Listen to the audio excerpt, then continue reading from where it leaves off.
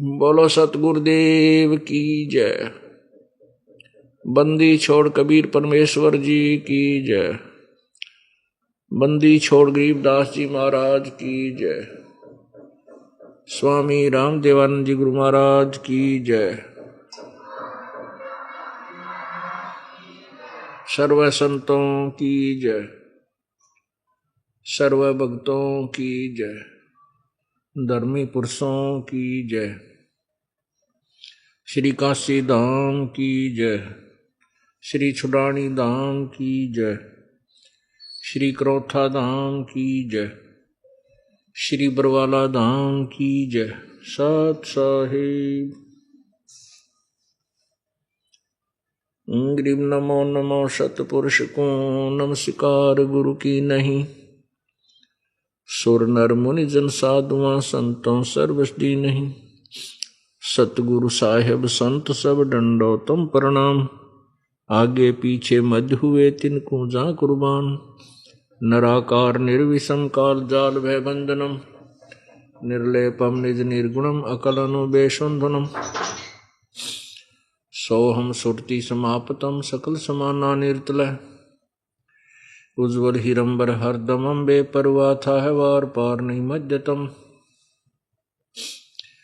गरीब जो सुमर सिद्ध होई गणनायक गलताना। करो अनुग्रह सोई पारस पद परवाना। आद्य गणेश मनाऊं गणनायक देवन देवा। चरण कमल लो लाऊं आदंत करूं सेवा। परम शक्ति संगीतम रिद्धि दाता सोई। अवगत गुण अतीतम सतपुरुष निर्मोही। जगदम्बा जगदीशम मंगल रूप मुरारी।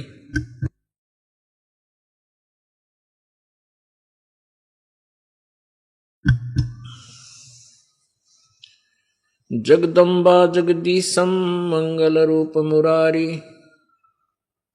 तन मन अर्पों शीसम भक्ति मुक्ति भंडारी। सुर नर मुनि जन ध्यावे ब्रह्मा विष्णु महेशा।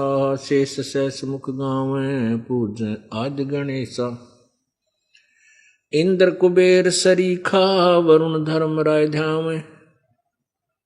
समरथ जीवन जी का मन इच्छा फल पावे। 33 कोटि अधारा जावे 88। उतरे भवजल पारा कट है यम की फांसी। 33 कोटि अधारा ध्यावे 88।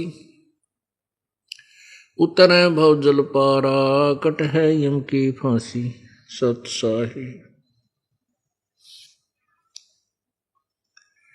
कर जोरों विनती करूं धरूं चरण पर शीश। गुरु राम देवानंद जी महाराज ने दियो नाम बख्शीश। कोटि कोटि सिजदा करूं कोटि कोटि प्रणाम। चरण कमल में राखियो मैं बंदी जाम गुलाम। अब गुण किए तो बहुत किए करत न मनी आरी। बावे बंदा बख्श दियो बावे गर्दन उतार। कुत्ता तेरे दरबार का मोतिया मेरा नाम। गले प्रेम की जेवड़ी जांखें चोवा जाऊं मैं। तो करो तो बावड़ूं दूर दूर करो तो जाऊं। ज्यों राखो त्यों ही रहूं जो देवो सो खाऊं। अवगुण किए तो बहुत किए करत न मनी और। बावे बंदा बख्श दियो हो बावे गर्दन उतार। अवगुण मेरे बाप जी बख्शो गरीब निवाज। जो मैं पूत कपूत हूँ बोर पिता को लाज। मैं अपराधी जन्म का नक्सक बरे विकार। तुम दाता दुख भंजना मेरी करो संभार।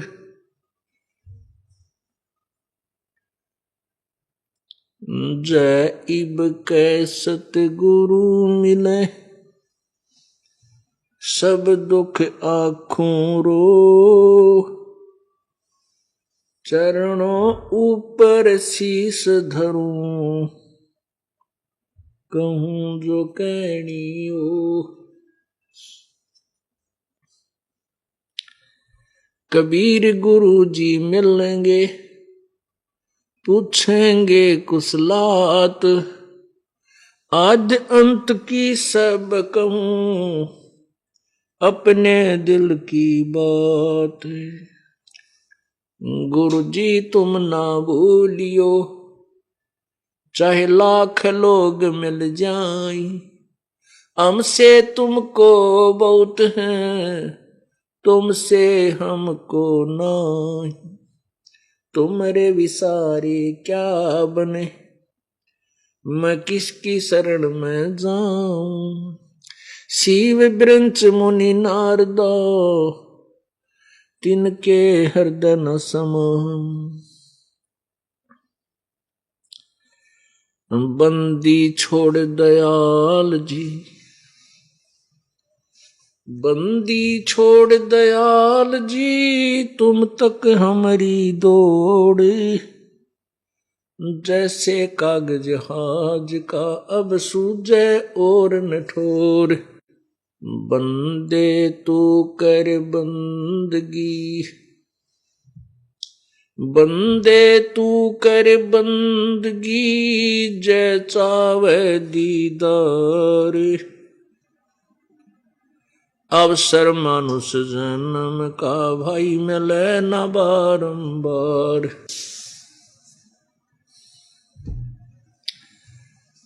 खान पान तो कूं दिया उदर बीच अनुपाने।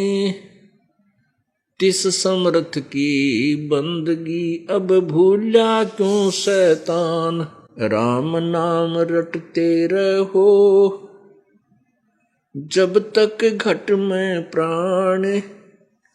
कब हो तो दीन दयाल के भिनक पड़ेगी कान।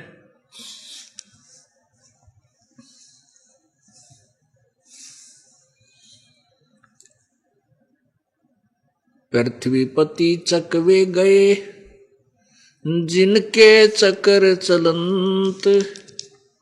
रावण सरीखे कौन गिने भाई ऐसे गए अनंत। सर्व सोने की लंका होती रावण से रणधीरम। एक पलक में राज बिराजी वो जम के पड़े जंजीरम। उदय अस्त बीच चक्कर चले थे ऐसी जन ठकुराई। कपिल मुनि चुनक ऋषि सुवर कल्प करी तब खोज न पाया राई। मानुष जन्म पाय कर नहीं रट हरि नाम। जैसे कुआ जल बिना फिर बनवाया क्या काम। मात पिता मिल जावेंगे 184 माही। सतगुरु सेवा और बंदगी भाई फेर मिलन की नहीं। लूट सको तो लूटियो राम नाम की लूट। पीछे फिर पछताओगे प्राण जाएंगे छूट। परमपिता परमात्मा सारी सृष्टि के रचनहार कुल मालिक कबीर परमेश्वर जी अपनी प्यारी आत्माओं को जो काल के जाल में फंसी हुई हैं उनको समझाते हैं, स्वयं ही आते हैं। वे पूर्ण परमेश्वर हैं, हम सभी उसी पूर्ण परमात्मा की संतान हैं, उन्हीं की हम आत्माएं हैं।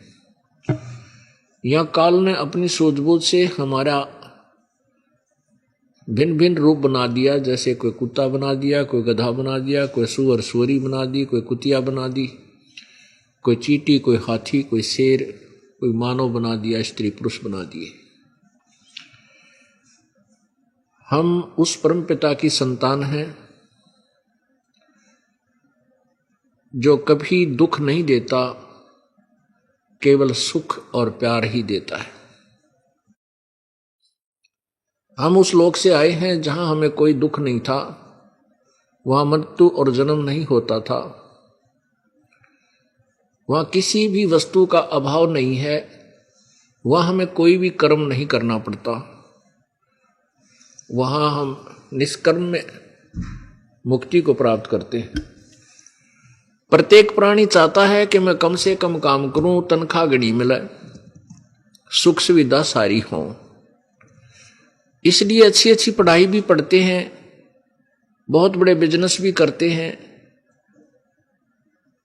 सब सुविधाएं भी प्राप्त करने की चेष्टा करते हैं। और कोई भी मृत्यु नहीं चाहता, सभी जीवन चाहते हैं।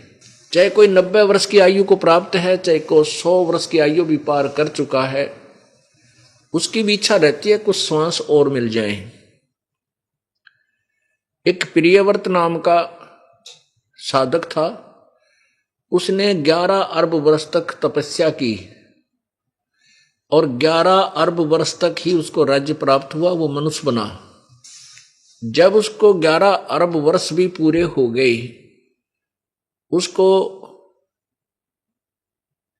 देवदूत लेने को आए, पारखत लेने को आए, कहा चलो प्रियव्रत तुम ऊपर याद किए हो। तब उसने कहा प्रभु, उन्हें कहा कि हे देवदूतों, हे पारख दो, मुझे कुछ श्वास और दे दो। उन्होंने कहा खबरदार, तुम्हारे लिए और श्वास लेने का आदेश नहीं है, आगे धर लेगे, उठा लेगे उसको। पुण्यात्मा, 11 अरब वर्ष तक जीवित रहकर भी इंसान मृत्यु नहीं चाहता, यानी जीवन से वो छिकता नहीं, थकता नहीं। और ये पता है कि यह मृत्यु निश्चित है,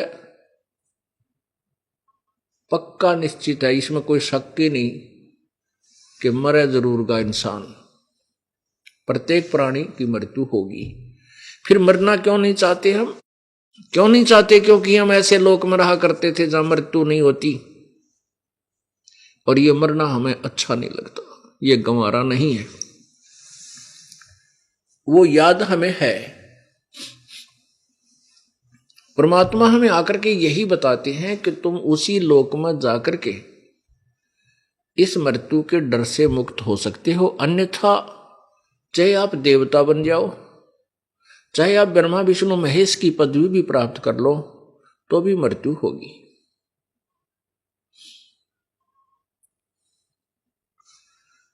इसलिए परमेश्वर ने हमें यह बताया है कि मैं तुम्हें साधना बता रहा हूं, इस साधना से आप विश्वास के साथ मेरी भक्ति करो, और इस भक्ति से तुम सतलोक चले जाओगे।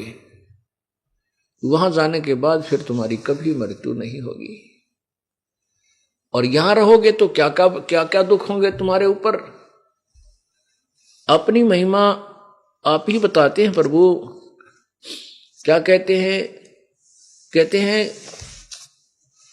वो आप ही परमात्मा है, आप ही एक तत्वदर्शी संत की भूमिका करने के लिए पृथ्वी लोक काल के लोक में आते हैं, और स्वयं ही एक संत और भक्त, श्रेष्ठ भक्त और श्रेष्ठ संत की भूमिका वो आप ही करते हैं। आप पे आरती आप पे साजे, आप पे किंगर आप पे बाजे, आप पे ताल झान झनकारा, आप नचे आप देखन हारा। सारे काम परमात्मा आप ही रिहर्सल करके एक भूमिका एक रोल करके हमें उदाहरण पेश करके जाते हैं। जैसे परमात्मा रहे बहुत ही बिल्कुल निर्धन का रोल किया और सबसे एक निम्न वर्ण में जैसे जनता मानती है जुल्हा जाति में आए। परमात्मा ये दिखाना चाहते थे कि केवल ये ना समझना कि ऊंची जाति, क्योंकि उसमें ब्राह्मण लोगों का बोलबाला था और ब्राह्मण ही भक्ति करने का ठेका ले रखा था, ब्राह्मण ही शिक्षा ग्रहण करते थे और ब्राह्मण लोग ही माने जाते थे ये श्रेष्ठ जाति वाले ही भक्ति करके पार होते हैं, यही भक्ति के अधिकारी हैं। परमात्मा ये दिखाने के लिए आए थे, ये हमें बताने के लिए आए थे कि परमात्मा की भक्ति किसी वर्ण में हो पर श्रेष्ठ हो, यथार्थ हो, शास्त्र अनुकूल हो, परम संत से लेकर के भक्ति कर रहा हो, वो किसी भी चाहे निर्धन स्थिति का, चाहे अमीर है, चाहे रंक है, चाहे राजा है, वो सभी इस साधना से अपना कल्याण करा सकते हैं। तो परमात्मा हमें क्या बताते हैं कि जो भक्ति नहीं करते हो यहां कष्ट पर कष्ट उठाओगे, तुम्हारी बहुत दुर्गति होगी।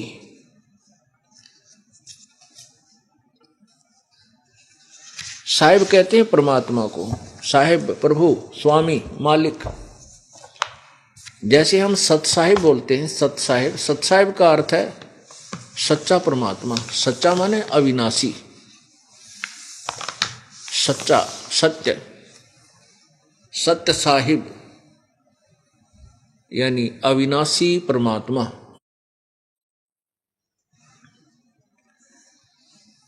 अब भगवान क्या बताते हैं,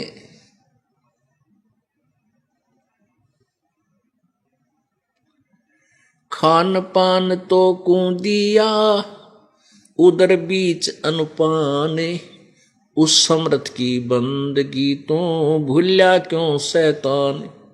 माँ के पेट में भी उस परम पिता ने तेरी परवरिश की, माँ के पेट में भी उस परमेश्वर ने तेरा पालन पोषण किया, तेरे शरीर को जीवित रखा। देखो पुण्यात्माओं, परमात्मा पर विश्वास करने के लिए हमारे को सत्संग की आवश्यकता पड़ती है। परमात्मा ने सारी व्यवस्था की हुई है, राजा को राज्य भी परमात्मा ही देता है, उसके लिए जैसा भी कुछ करना होता प्रभु ही करता है, उसका ऐसा माहौल सर्कमस्टांस बनाता है कि वो राज्य गद्दी प्राप्त कर लेता है। माँ के पेट में भी परमेश्वर ने ही हमें पाला था, वहां ना माँ की पहुंच थी ना पिता की वहां पहुंच थी, यानी वो हमारे लिए वहां भोजन नहीं पहुंचा सकते थे। परमेश्वर ने, कबीर भगवान ने हमारे शरीर के अंदर, माँ के शरीर में ऐसी व्यवस्था बना दी, माँ की नाभि से और बच्चे की नाभि का कनेक्शन कर दिया और वहीं से वो आहार प्राप्त करके जीवित रहता है। पुण्यात्माओं, अब वर्तमान के अंदर काल ने एक बाधा और पैदा करनी थी, यह साइंस नाम की एक वस्तु पदार्थ। इस साइंस को का जो उत्थान है ये भगवान से दूर करने के लिए है।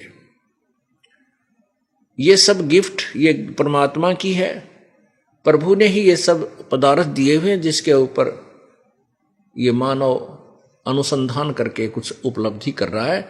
लेकिन परमात्मा की जो साइंस है, वो नाम की जो रसायन है, वो सर्वोत्तम है। अब जैसे श्वास के बिना प्राणी जीवित नहीं रह सकता और मां के पेट में यूं कति श्वास नहीं इसके पास, ये फिर भी जीवित है। इसके ऊपर साइंस चुप है, कुछ नहीं बोलते वैज्ञानिक। क्यों है वहां श्वास, क्यों नहीं है वहां श्वास की आवश्यकता, क्यों नहीं उसको? वही शरीर बाहर आते ही फिर श्वास के बगैर जी नहीं सकता। उसके बच्चे के मुंह पर अगर कपड़ा डाल दिया जाए मोटा तो 5 मिनट में शरीर छोड़ जाएगा, मर जाएगा वो। और अंदर बिल्कुल ब्लॉक था, बाहर की वायु अगर वहां तक पहुंच जाए बच्चा अंदर ही मर जाए, और वायु के बिना बगैर श्वास के वो बालक जीवित रहता है। तो पुण्यात्माओं, परमात्मा की जो लीला है, परमात्मा की जो महिमा है, वो वही जान सकता है। और वैज्ञानिक एक जीव है जीव संज्ञा परमात्मा की महिमा से परिचित कभी नहीं हो सकता। अपनी सूझबूझ जितनी उसकी बुद्धि दी है, प्रभु ने दी है, उससे वो कुछ भी आइडिया अटकल लगा सकता है, लेकिन परमात्मा की महिमा को निष्क्रिय नहीं कर सकता। इसलिए हमने प्रभु को सर्वोत्तम मानना है। बाकी जो भी वैज्ञानिक लोग मनुष्य उपलब्धि करते हैं, जो आवश्यक वस्तु है, उनका प्रयोग करने कोई बुरी बात नहीं है।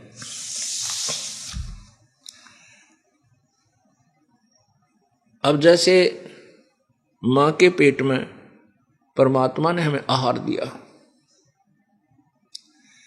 और जब तक बच्चा मां के गर्भ से बाहर नहीं आया था, तब तक मां के स्तन में दूध नहीं था। बच्चा बाहर आते ही मां के स्तन में इतना दूध दे दिया, बच्चा पीता है और फिर भी रह जाता है, शेष भी रह जाता है। आप दूध को निकाल कर बाहर रख दो, शाम तक खराब हो जाएगा। मां के स्तन में, भैंस गाय के स्तन में दूध ज्यों का त्यों रहता है, सुबह से लेकर शाम तक। मालिक ने उसके अपने शरीर में ऐसी ला दिया ऑटोमेटिक। तो परमात्मा की लीला से हम जब परिचित हो जाएंगे, हमारा सब भ्रम निवारण हो जाता है। उसी के लिए, उस भ्रम निवारण करने के लिए आपको सत्संग सुनने की आवश्यकता, अति आवश्यकता है। क्योंकि अभी तक हमने सत्संग नहीं सुने हैं। जितने भी संत पंथ हैं, ये सत्संग नहीं, केवल उआ बाई बकदे हैं।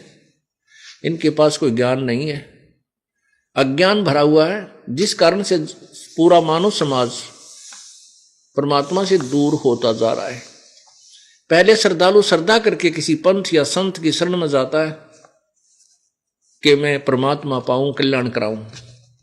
वहां 1 वर्ष 2 वर्ष 10 वर्ष धक्के खा करके फिर नास्तिक बन जाता है, शराब पीने लग जाता है, बुराई करने लग जाता है, क्योंकि वह भगवान नहीं मिला। कारण यह है कि उन संतों के पास परमात्मा पाने की विधि नहीं है, ना ही परमात्मा की परिभाषा से वो परिचित है।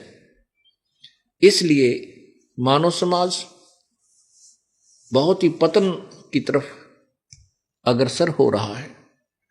इसको रोकने के लिए, परमात्मा पाने के लिए, आत्म कल्याण कराने के लिए आपको सतलोक आश्रम बरवाला में आना ही पड़ेगा।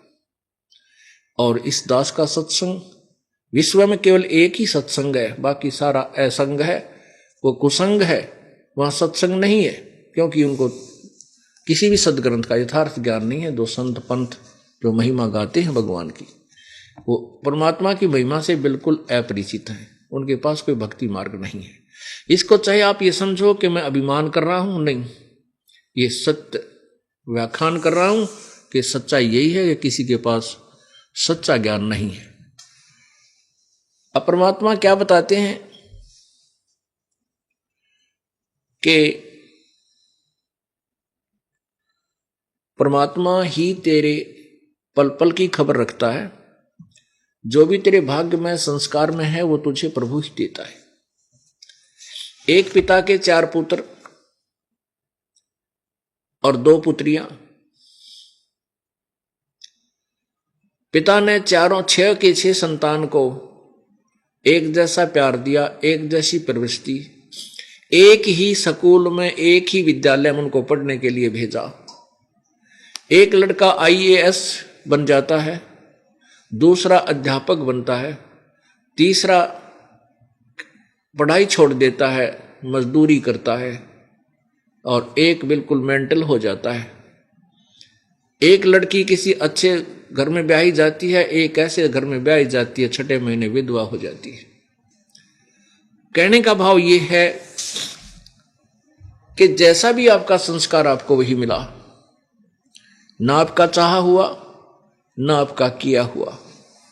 अब जैसे जब भी बच्चों की शादी होती है, विवाह होता है, हमारे समाज में एक विशेष गड़बड़ी की हुई है इन अज्ञानियों ने कि जिसका लड़का नहीं हो उसका मोक्ष नहीं होता, जिसके संतान नहीं है उसका मुख भी नहीं देखना चाहिए। ऐसी दुर्भावनाएं, ऐसा जो है ये विचार फैला रखे, इसी आधार, ये वैसे गलत हैं।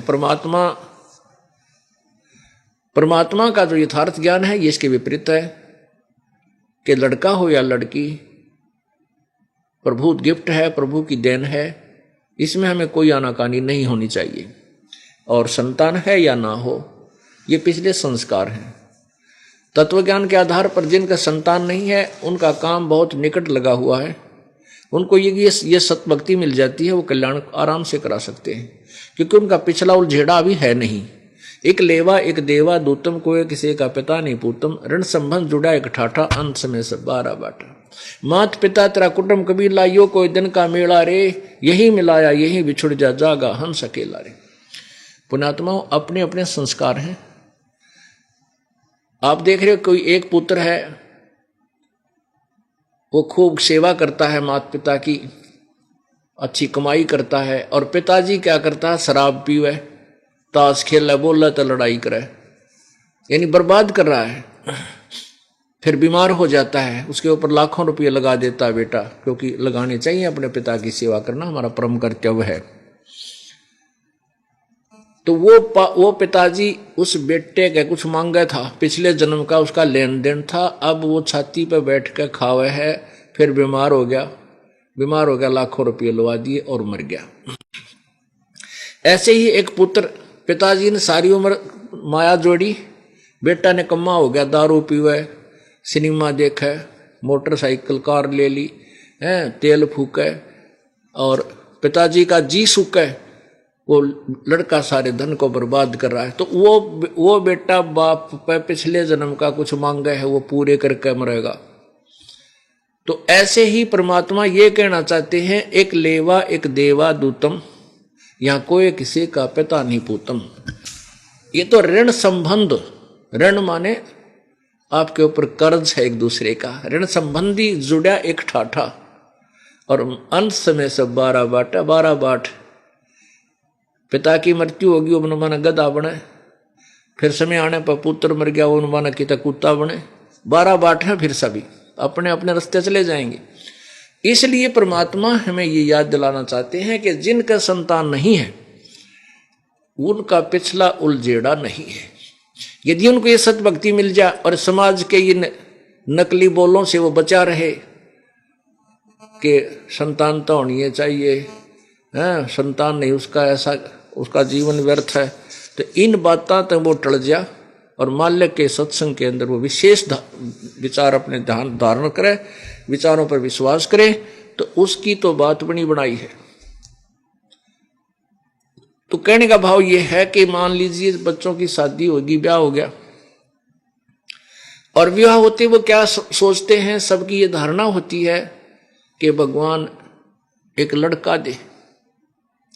किनकी होती है? जो तत्व ज्ञान से अपरिचित है, जिनको आत्मज्ञान नहीं, वो ऐसे विचार रखते हैं। अब बच्चों का ब्याह हो गया तो संतान भी होगी जो उनके संस्कार है जैसे, तो लड़का नहीं हुआ लड़की होगी। अब दूसरे नंबर आया जब परमात्मा ने दया करी, आस हुई दूसरी संतान की, तो सबकी टकटकी लग जाती है, भगवान इबका छोड़ा दे, लड़का हो, दूसरी भी लड़की होगी। फिर तीसरा जो गर्भ रहा, फिर सबकी आशा होती है भगवान इबका लड़का अवश्य दे, वह भी लड़की होगी। चौथी का आस लगी, चौथी भी लड़की होगी, और पांचवीं की आस करी, पांचवीं भी लड़की होगी, लड़का नहीं हुआ। तो क्या हमारा चाह हुआ, क्या हमारा किया हुआ? वही हुआ जो परमात्मा ने हमें देना और दिवाना था। अब हम पूर्ण परमात्मा की शरण में हैं। यह बात ही विपरीत हो जाती है। ये परमात्मा जो चाहे सो कर सकता है, आपके संस्कारों में भी फेरबदल कर सकता है, लेकिन एक कॉमन सेंस से आपको कॉमन एक साधारण ज्ञान से ऊपर उठाने के लिए ये आपको विचार दिए जा रहे हैं कि जो जैसे कर्म पिछले जन्म में किए हुए हैं वो उसको अब मिलेंगे, अब जो करेंगे वो आगे मिलेंगे। और परमात्मा बंदी छोड़ कबीर परमेश्वर की जो विधिवत साधना, उसकी कृपा पात्र होकर के हम करेंगे तो इस जन्म में भी हमें अच्छे कर्म का कुछ फल मिलता है।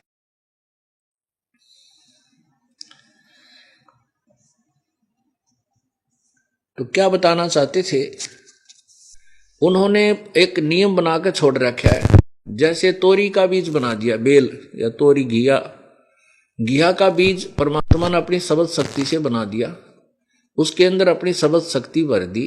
उस बीज को हम जमीन में दबाएंगे, उसको जल और वायु मिलेगी, जल और वायु मिलेगा तो वो उसमें अंकुर फूटेगा। अंकुर फूटेगा तो वैसे ही पत्ते आएंगे, बेल बन जाएगी, एकदम बढ़ती चली जाएगी अपने आप। वो उसके अंदर वो टहनियों में जकड़ने के लिए ऐसे चैन सी बन जाती है और फिर बड़ी होकर के वो लदपद हो जाती है घिया और तोरी से। तो परमात्मा ने प्रत्येक प्राणी का अपनी सबद शक्ति से अपने ऑटोमेटिक सिस्टम करके छोड़ रखा है। अब वो जैसे कर्म करता रहता है उसको वैसे ही आगे संस्कार ऑटोमेटिक, परमात्मा ने कोई बीच में वो नहीं, परमात्मा बीच में कोई भी उनका डिस्टर्बेंस नहीं करता, केवल वो अपने कर्म से चलता रहता है। राजा बनना राजा बन जाएगा, गधा बनना गधा बन जाएगा, सुअर बनना सुअर बन जाएगा। वो छोड़ दिया परमात्मा ने एक ऑटोमेटिक उसको शब्द शक्ति दे करके। हाँ, फिर फेर बदल करने के लिए भी परमात्मा का ही सहयोग हमें चाहिएगा। उन संस्कारों में परिवर्तन करने के लिए परमात्मा ही करेगा। जैसे ऊपर सैटेलाइट वगैरह छोड़ रखे हैं, रॉकेट छोड़ देते हैं, तो रॉकेट में जो उन्होंने फीड करके भेज दिया वो चलते रहेंगे, जहां जहां का उन्होंने उसमें इंडिकेट कर रखा है वो वहीं कर चलता रहेगा। उसमें फिर कोई चेंज करना है तो वैज्ञानिक ही करेगा उस कंप्यूटर से, अपने रिमोट से। ऐसे ही परमात्मा ने सभी प्राणियों के संस्कार बनाकर भेज रखे हैं, वो चलते रहेंगे, अपने आप चलेंगे, एक दूसरे से ऐसे जुड़ते रहेंगे। अच्छे कर्म करता है अच्छे फल जमा हो जाएंगे, बुरे करता है बुरे होते रहेंगे, दोनों डिपॉजिट होते रहेंगे। और जब हम परमेश्वर कबीर बंदी छोड़ की शरण में आ जाएंगे परम संत के माध्यम से, फिर वो हमारे बुरे कर्मों को खत्म करेगा। क्योंकि परमात्मा जो पूर्ण ब्रह्म है वही संस्कार को चेंज कर सकता है। मासा घटे न तिल बधे, वेदना लिखे जो लेख, साचा सतगुरु मेट कर, ऊपर मारे मेख। न तो ब्रह्मा न विष्णु न शिव जी, न ब्रह्म न परब्रह्म न दुर्गा, कोई भी देव या देवता एक परमात्मा कबीर जी के अतिरिक्त कोई भी हमारे संस्कारों में परिवर्तन नहीं कर सकता। जैसे कर्म करेगा वैसा ही फल ये देते हैं।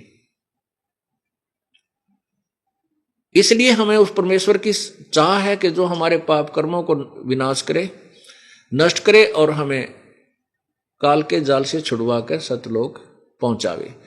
तो परमात्मा ये बताना चाहते हैं कि हम जो कुछ भी कर रहा है परमात्मा कर रहा है। कौन कर रहा है? वो पूर्ण ब्रह्म।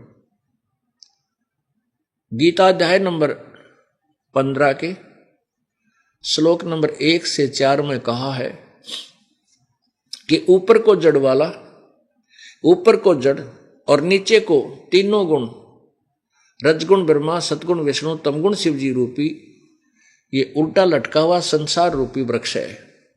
ऊपर को जड़ तो पूर्ण परमात्मा है और नीचे को तीनों गुण रूपी शाखा है। और जो संत इस संसार रूपी वृक्ष के सभी अंगों को यथावत जानता है, स वेदविद, वो तत्वदर्शी संत है। अब क्या बताया है गीता जी अध्याय नंबर 4 के श्लोक 34 में कहा है कि तत्वदर्शी संत के पास जाकर के उस तत्व ज्ञान को समझ, तत्वदर्शी संतों को दंडोत प्रणाम कर, विनम्र भाव से कपट छोड़कर उनसे सरलता पूर्वक प्रसन्न कर, जिससे वह तत्वदर्शी संत तुझे उस परम पिता परमात्मा पूर्ण ब्रह्म की साधना बताएंगे। उसके पश्चात गीता जी अध्याय नंबर 4 के 15 के श्लोक नंबर 4 में कहा है, उसके पश्चात उस परम पद परमेश्वर की खोज करनी चाहिए। उस परमेश्वर की तत्ब्रह्म, तत्ब्रह्म यानी उस परमात्मा परम अक्षर ब्रह्म के उस परम पद की खोज करनी चाहिए, जहां जाने के बाद ये साधक श्रद्धालु फिर लौटकर संसार में नहीं आते, उनकी जन्म मृत्यु फिर नहीं होती। गीता जी अध्याय नंबर 15 के ही श्लोक नंबर 16 में कहा है कि 2 परमात्मा है इस संसार में, 2 भगवान हैं, एक क्षर पुरुष एक अक्षर पुरुष। और इनके लोकों में यही स्थिति इनके अंतर्गत प्राणियों की है कि इनके स्थूल शरीर नाशवान है और आत्मा सबकी अविनाशी है। यानी अक्षर पुरुष यानी ब्रह्म भी नाशवान है, अक्षर पुरुष अर्थात परब्रह्म भी नाशवान है, ये भगवान भी नाशवान है, अमर नहीं है। इसलिए गीता जी अध्याय नंबर 15 के श्लोक 17 में तुरंत कहा है कि उत्तम पुरुष है तू अन्य परमात्मा इति उदाहरते।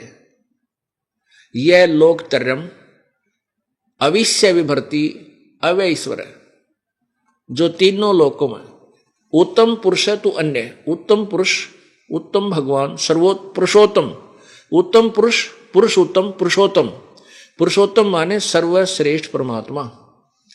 वो तो कोई ऊपर वर्णित क्षर पुरुष अक्षर पुरुष से अन्य है, उनसे कोई और है, और वही परमात्मा कहलाता है। वही परमात्मा कहलाता है, वास्तव में भगवान वही है, और वही तीनों लोकों में प्रवेश करके सबका धारण पोषण करता है। जैसे पौधे का जड़, पेड़ की जड़ से खुराक चलती है, और जड़ से तना में आती है, तना से मोटी डार में, डार से फिर टहनियों में, टहनियों से फिर पत्तों में। परमात्मा कबीर परमेश्वर स्वयं ही एक तत्वदर्शी संत की भूमिका करने के लिए इस काल के लोक में आए थे। उन्होंने 600 वर्ष पहले बताया था ये गीता जी का ज्ञान, जो इन सिरफिरे अज्ञानियों ने, जिनको मंडलेश्वर महर्षि गुरु कहा करते थे, इन्होंने ये बात ऊपर नहीं आने दी कि कबीर तो अशिक्षित है, ये क्या जाने संस्कृत को, ये क्या जाने वेदों और गीता को, जब ये पढ़ाई नहीं है तो। और परमात्मा सब भाषाओं से परिचित होते हैं, उसी को परमात्मा कहते हैं। उस परमात्मा ने सिंपल लैंग्वेज में, साधारण भाषा में, यही गीता जी के 15वें अध्याय का ज्ञान दिया हुआ है कि अक्षर पुरुष एक पेड़ है, निरंजन वाकी डार, और तीनों देवा शाखा है, ये पात रूप संसार। गीता जी में लिखा है कि जो ये संत बता देगा, इस उल्टे लटके संसार रूपी वृक्ष के सभी अंगों को बता देगा, स वेदवित, वह वेद के तात्पर्य को जानने वाला है, वो वास्तव में तत्वदर्शी संत है।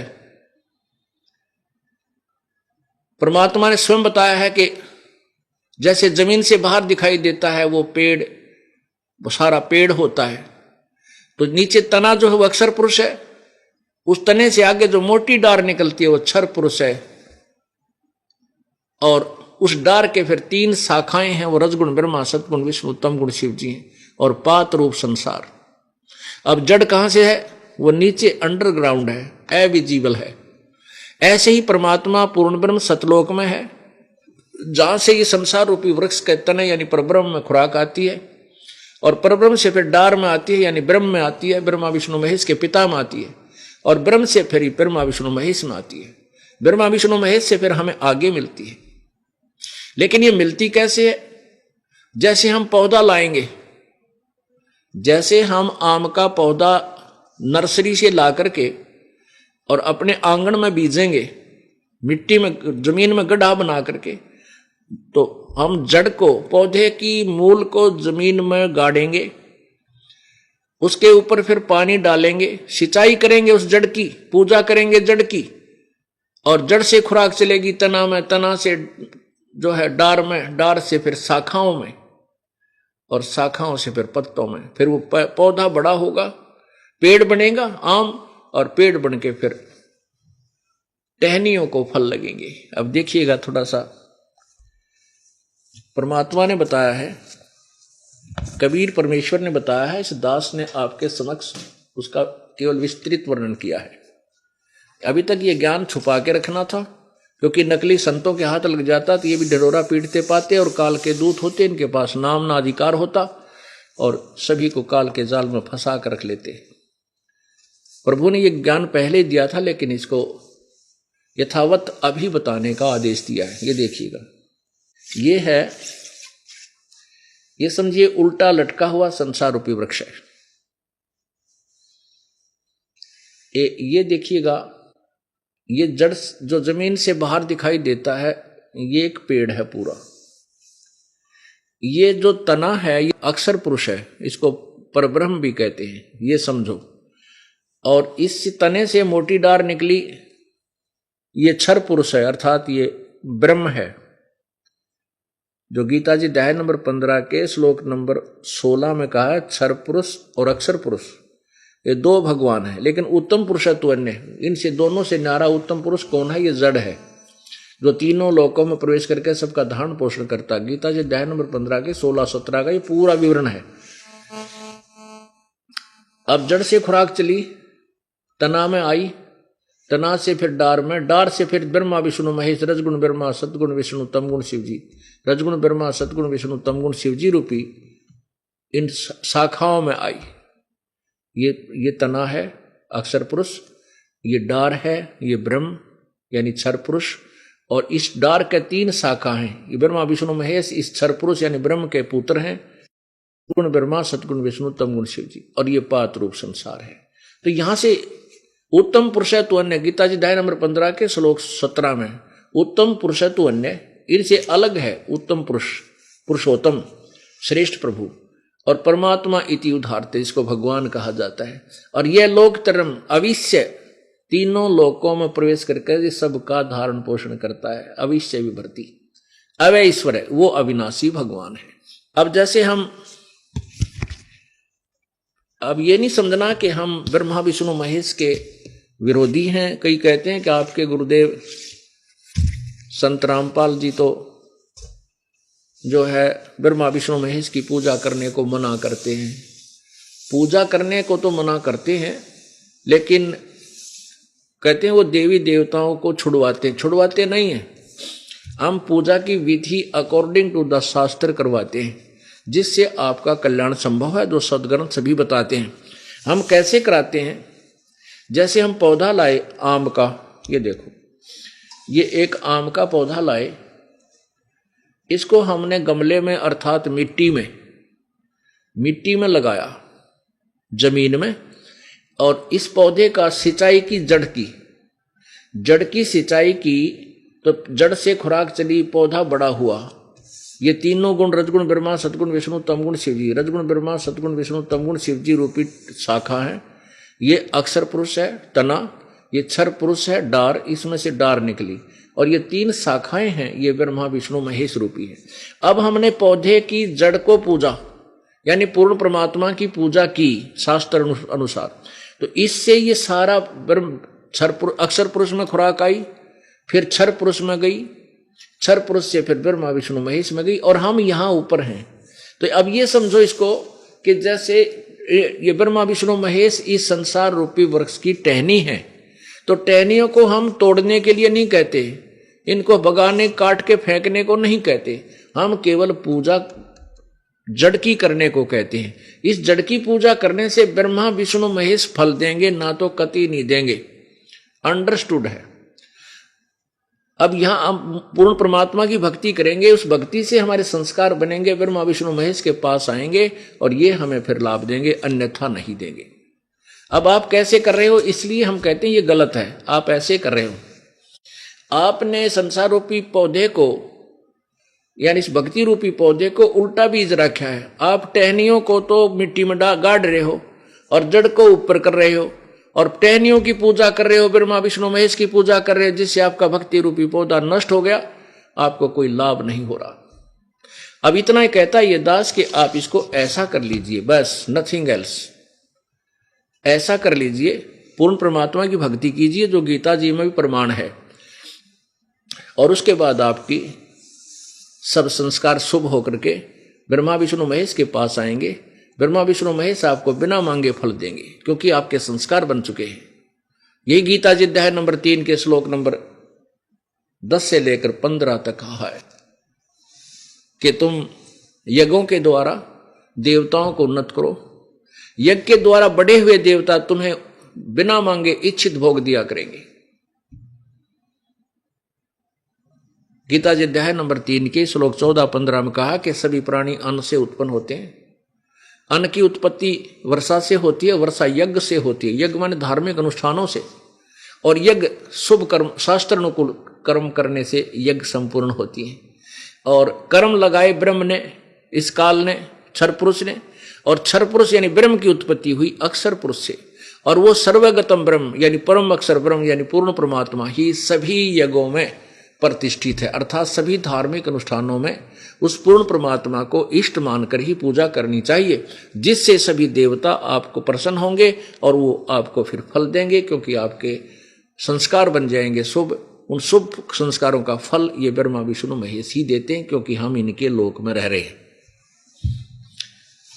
अब ये दास क्या बताना चाहता है, इसलिए परमात्मा हमें बताते हैं। अब कबीर भगवान क्या बताना चाहते हैं, साहेब से चतला ले रे मन गर्भ गुबानी। अब कौन से साहेब, साहेब ने भगवान परमात्मा प्रभु, कौन से प्रभु से, उत्तम पुरुष तो अन्य परमात्मा इति उदाहरते। गीता जी अध्याय नंबर 15 के श्लोक नंबर 17 में कहा है उत्तम पुरुष तो अन्य, और गीता जी अध्याय नंबर 18 के श्लोक नंबर 62 में कहा कि अर्जुन तो सर्वभाव से उस परमात्मा की शरण में जा, उस परमात्मा की शरण में, जिसकी कृपा से तो परम शांति और शाश्वत स्थान और सतलोक, यानी शाश्वत स्थान माने सतलोक को प्राप्त होगा। उसी के लिए अब यहां इस शब्द के अंदर आपको समझाया जाता है। परमात्मा कहते हैं, कबीर परमेश्वर जी आप ही आकर के हमें ये ज्ञान समझाते हैं। अब जैसे इस वाणी के अंदर आपको सुनने को मिलेगा कि साहेब से चतला ले रे मन गर्भ गुमानी। साहेब, साहेब माने परमात्मा, साहेब माने प्रभु। कौन से प्रभु से? गीता जी अध्याय नंबर 15 के श्लोक नंबर 17 को याद रखो। उत्तम पुरुष तु अन्य परमात्मा इति उदाहरते, यह लोक तरम अविश्य विवर्ती अवैश्वर है। फिर गीता जी अध्याय नंबर 7 के मंत्र नंबर 29 में गीता ज्ञानदाता परमात्मा कहता है कि जो व्यक्ति मेरे इस ज्ञान पर आश्रित होकर के तत्वदर्शी संत की खोज कर लेता है, उसके, और जब जिस समय वो तत्परम यानी उस परमात्मा से, उस परमेश्वर से और सारे आध्यात्मिक ज्ञान से परिचित हो जाता है, वो केवल जन्म मृत्यु से छूटने का ही प्रयत्न करता है।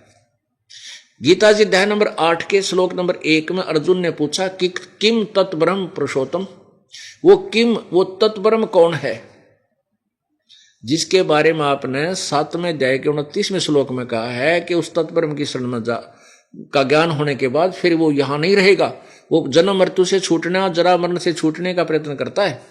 अर्जुन ने पूछा फिर वो कौन है वो तत्ब्रह्म, उसके विषय में बता मुझे। गीता जी अध्याय नंबर 8 के श्लोक नंबर 3 में कहा है कि वो परम अक्षर ब्रह्म है, वो परम अक्षर ब्रह्म है। गीता जी अध्याय नंबर 8 के श्लोक नंबर 8, 9, 10 में स्पष्ट किया है कि जो उस परमात्मा की भक्ति करता तत्ब्रह्म की, और उस भक्ति के बल से यानी भक्ति की साधना की शक्ति से, उस मंत्र के जाप की कमाई से वो उस परमात्मा के पास चला जाता है। और गीता जी अध्याय नंबर 8 के श्लोक नंबर 7 में कहा है और 5 में कि जो मेरी भक्ति करता है वो मुझे ही प्राप्त होता है। 2 भगवान स्पष्ट किए। इसलिए उसने कहा है कि 18वें अध्याय के 46 में, 18वें अध्याय के मंत्र नंबर 46, 61, 62 और 66 में और 64 में स्पष्ट किया है कि अर्जुन तो सर्वभाव से उस परमात्मा की शरण में जा, उसकी कृपा से ही तो परम शांति और शाश्वत स्थान यानी सतलोक को प्राप्त होगा।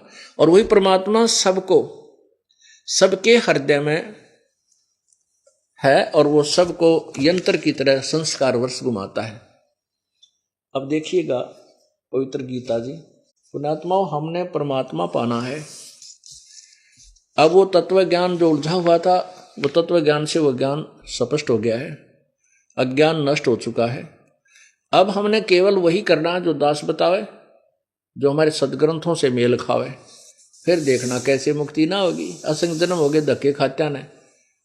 आज कोई राजा बना है, अपनी कमाई से बना है, कल को या कमाई इसकी नष्ट हो जाएगी, फिर आगे भक्ति बन नहीं रही तो फिर वो पशु योनि में जाएगा। अब देखिएगा ये पवित्र गीता जी, श्रीमद् भगवत गीता, इसके अध्याय नंबर 18 को देखते हैं। अध्याय नंबर 18 श्लोक नंबर 46। जिस परमेश्वर से संपूर्ण प्राणियों की उत्पत्ति हुई है और जिससे यह समस्त जगत व्याप्त है, उस परमेश्वर की अपने स्वाभाविक कर्मों द्वारा पूजा करके मनुष्य परम सिद्धि को प्राप्त हो जाता है। अब स्पष्ट है कि जो स्वाभाविक कर्म कौन से होते हैं? जैसे 4 वर्ण हैं, ब्राह्मण, शूद्र, ब्राह्मण, वैश्य, अक्षत्रिय और शूद्र। कहते हैं जिसके जो कर्म निर्धारित हैं। वर्तमान में जैसे भी हम कोई नौकरी करते हैं या कुछ भी करते हैं, मजदूरी करते हैं, दुकानदारी करते हैं, किसान का काम करते हैं, हम अपने इन कामों को करते करते परमात्मा प्राप्ति कर सकते हैं। हमें हठ योग करना या घर त्याग कर जाना ये कति आवश्यक नहीं, वो गलत साधना है। जिस परमेश्वर के अंतर्गत सर्व प्राणी आते हैं। आगे देखिए, ये गीता ज्ञान दाता किसी अन्य परमेश्वर के विषय में कह रहा है। वही गीता जी अध्याय नंबर 15 के श्लोक 17 में भी कह रहा है। अब देखिएगा गीता जी अध्याय नंबर 18 का ही श्लोक नंबर 61 और 62। ये देखो अध्याय नंबर 18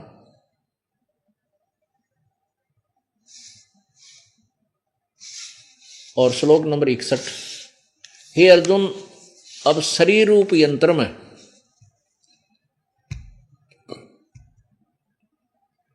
शरीर रूप यंत्र में आरूढ़ हुए संपूर्ण प्राणियों को अंतर्यामी परमेश्वर अपनी माया से उनके कर्मों के अनुसार भ्रमण कराता हुआ सर्व प्राणियों के हृदय में स्थित है। आगे देखो 62 में। हे भारत, सब प्रकार से उस परमेश्वर की शरण में जा। उस परमात्मा की कृपा से ही तू परम शांति को तथा ये शाश्वतम स्थानम, सनातन परम धाम, हम इसको सत्यलोक कहते हैं, सदा रहने वाला स्थान, कभी नष्ट न होने वाला, प्राप्त होगा। यानी सतलोक को प्राप्त होगा। सनातन परम धाम माने सतलोक को प्राप्त होगा। अब 64 में क्या कहा है? 18 का ही 64 है ये। इसको देखो, अनुवादकर्ताओं ने गलत किया है, हम इसको ठीक करेंगे क्योंकि हम शिक्षित हैं। ये क्या लिखा? सर्वे गुह्यतमं भूय शरणु मे परमं वचः इष्ट असि मे दृढ़म इति तत्वक्ष्यामि ते हितम। अब देखो क्या एक तो ये कहा इसमें 63 में कहा है कि सब प्रकार के गोपनीयों से अति गोपनीय ज्ञान मैंने तुझे कह दिया, तू इस रहस्य युक्त ज्ञान को पूर्णतः भली भांति विचार कर, जैसे चाहता वैसे कर। अब गीता जी अध्याय नंबर 18 अंतिम अध्याय है पवित्र गीता जी का। इसमें गीता ज्ञान दाता 18 के 63 में श्लोक में कह रहा है कि मैंने जो तुझे कहना था वो कह दिया। मैंने जो तुझे ये पवित्र ज्ञान अति रहस्य में ज्ञान कह दिया। अब तेने मेरी शरण में रहना है तो युद्ध कर, हथियार उठा। मृत्यु तेरी भी होगी, मेरी भी होगी। जैसे कर्म करेगा तू भोगता रहेगा। और तूने जो गीता जी अध्याय नंबर 7 के मंत्र नंबर 29 में, 8 के 3 में, 8 के 8 से 10 में, 8 के 20, 21, 22 में, और गीता जी अध्याय नंबर 15 के 1 से 4 में, और 15 और 16 में, 16 और 17 में, गीता जी अध्याय नंबर 18 के 46, 47, 62 में, जो भी मैंने तेरे विषय में उस परमात्मा के विषय में कहा है, उसकी शरण में जाना है तो तत्वदर्शी संत की खोज कर।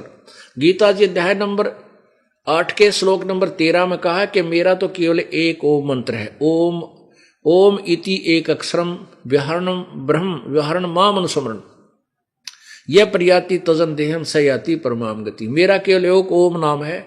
अंतिम श्वास तक, शरीर त्यागने तक जो इसकी भक्ति साधना करता है वो मेरे परम गति को प्राप्त होता है। और फिर कहा गीता जी अध्याय नंबर 17 के श्लोक नंबर 23 में कि उस परमात्मा पूर्ण ब्रह्म की भक्ति के लिए तो ओम तत्सत इति निर्देश है तिर्विदय समर्थ है। उस पूर्ण परमात्मा का तो मंत्र ओम तत्सत, ये 3 नाम का मंत्र है। उसकी 3 प्रकार से ही भक्ति होती है। और प्रारंभ के अंदर जो तत्व ज्ञान परमेश्वर ने दिया था, सभी विद्वान पुरुष उसी आधार से तत्वदर्शी संत खोजते थे, उनसे लेकर भक्ति करते थे।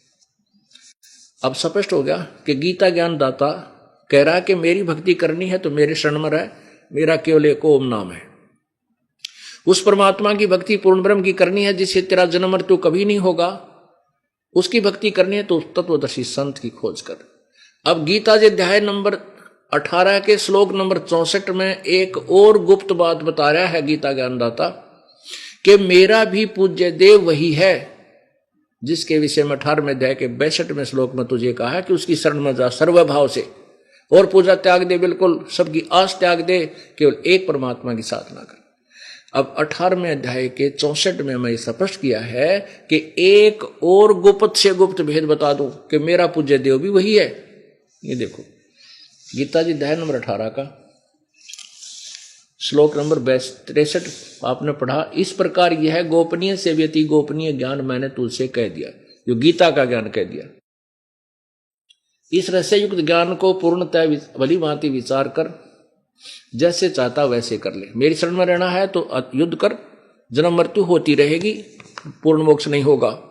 उसकी शरण में जाना है वो विचार कर ले, को तत्वदर्शी संत ढूंढ और जा वहां यहां से। मैं नहीं जानता उस तत्व ज्ञान को, गीता ज्ञान दाता कहने का तात्पर्य ये है। अब 64 में कहता है कि एक गुप्त ज्ञान और बताता हूं और सुन। ये देखो ये 64 है, 18वें अध्याय का 64वां श्लोक। गुहतमम भुवे शरणो में परमम वचः इष्ट असि में दृढ़म, इष्ट है असि में दृढ़म इति तत्वक्षामी ते हितम। इसका सीधा अर्थ बनता है कि मेरे और गुप्त से गुप्त वचन और सुन ले एक बार, और सुन। इष्ट में असि दृढ़म इति, इति माने जो 18वें अध्याय के 62वें श्लोक में जिसके बारे में मैंने तुझे कहा है, ये 62वें श्लोक में कि हे भारत तो सब प्रकार से उस परमेश्वर की शरण में जा, उस परमात्मा की कृपा से ही तू परम शांति और सनातन परम धाम को प्राप्त होगा। इसके विषय में कह रहा है कि मेरा भी पूज्य देव वही है, यही 18वें अध्याय के 62 वाला, मेरा भी इष्ट वही है, इष्ट देव वही है। ये देखो 18वें अध्याय का 64वां। संपूर्ण गोपनीयों से भी इन्होंने गलत किया थोड़ा सा, संपूर्ण गोपनीयों से भी अति गोपनीय मेरे परम रहस्य मुक्त वचनों को तू फिर सुन। मेरा अतिशय इष्ट लिख दिया, इष्ट का अर्थ प्रिय लिख दिया। तू सुन, तू मेरा अतिशय प्रिय है, इससे यह परम हितकर वचन मैं तुझसे कहूंगा। अब हम देखेंगे, हम पढ़े लिखे हैं, तत्व ज्ञान रूपी चाबी से हम इस खजाने को ठीक खोलेंगे, गीता जी वाले अमृत ज्ञान को। इसमें लिखा सर्वै गुह्यतम, इसका अर्थ है सर्वै गुह्यतम, सर्वै गोपनीयों से अति गोपनीय मेरे परम माने परम रहस्य युक्त वचय माने वचन को, भूय माने फिर, सुन माने सुन। यहां तक तो ठीक है। अब यहां भी चल गए ये, अब इसको हम करेंगे मे दृढ़म इष्ट असि तत्। अब तत् ये देखो इति, इन्होंने इति लास्ट में, हम यहां लेंगे इति, इति माने यह है, यही भगवान, इति इष्ट असि में दृढ़म इति, ये परमात्मा मेरा भी पक्का यानी नो डाउट मेरा भी इष्ट माने पूज्य देव है। और तत्वक्षामी ते हितम, इसलिए मैं तेरे हित में ये बात बता रहा हूं। मैंने आज तक ये गोपनीय रखा, किसी को नहीं बताया कि ये वो भगवान मेरा भी पूज्य देव है, मैं भी उसी की पूजा करता हूं।